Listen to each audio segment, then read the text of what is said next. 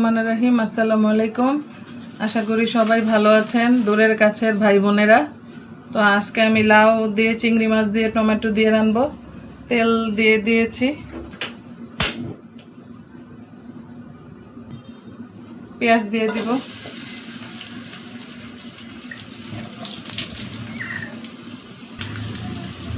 পেঁয়াজটা নেড়ে দিব।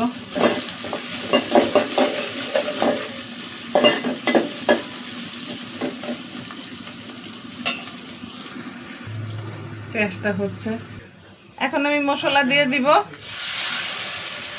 এখানে আছে আদা, রসুন, জিরার ফাঁকি, হলুদের ফাঁকি, মরিচের ফাঁকি, ধনিয়ার ফাঁকি, লবণ। এখন ঢেকে দিব, ঢেকে দিব।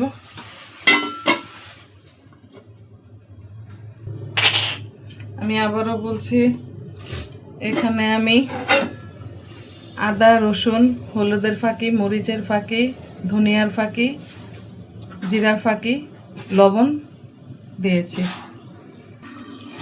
দেখি,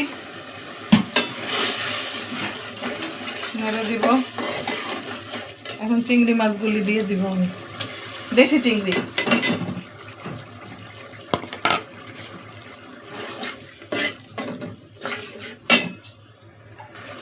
দুটো কাঁচামরিচ দিয়ে দিব, আমরা আবার ঝাল কম খাই, কারণ একটু মরিচের ফাঁকি দিয়েছি তো।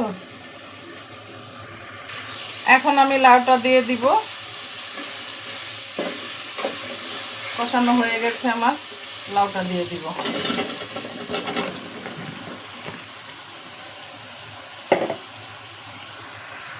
নাড়তেই হবে, নিচ দিয়ে লেগে যাবে আবার।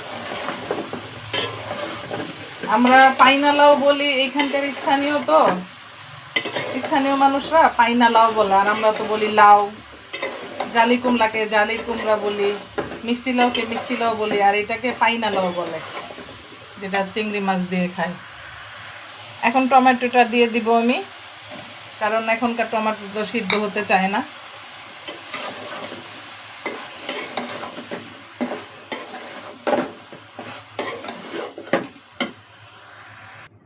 এখন আমি ঢেকে দিব। দেখি, বলক উঠে গেছে, লাউ থেকে পানি উঠে গেছে, ঢেকে দিলাম। দেখি, দেশের লাউ তো, মানে আমাদের এখানকার ক্ষেতের লাউ। এটা এটা আর কি কারণ বাজারের লাউ না, আমাদের এখানে ক্ষেত করে, ইসাপুরার থেকে আনে, আইনা এখানে বিক্রি করে। ওদের লাউ, লাউটা সুন্দর মাশাআল্লাহ।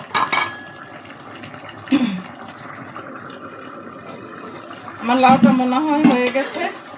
তো আপুরা, আপনারা চেষ্টা করবেন যে বৌরার থেকে, তারপরে ডুমনির থেকে যেই লাউগুলি আনে, টুকরি নিয়ে বসে যারা, তাদের থেকে কিনবেন। ধনিয়া পাতা দিয়ে দিলাম, ধনিয়া পাতা ছাড়া লাউ অপূর্ণ, আর টমেটো ছাড়া। আমরা সোলমাইতে থাকি তো, সোলমাইদের মানুষ লাউটা অনেক পছন্দ করে, সবাই লাউ পছন্দ করে, কিন্তু সোলমাইতে দেখছি আমার শ্বশুর, আমার হাজব্যান্ড, আমার দেবররা সবসময় লাউ খাইতো, মানে লাউ আনে সবসময়। তো এই তো আমার লাউ রান্না শেষ।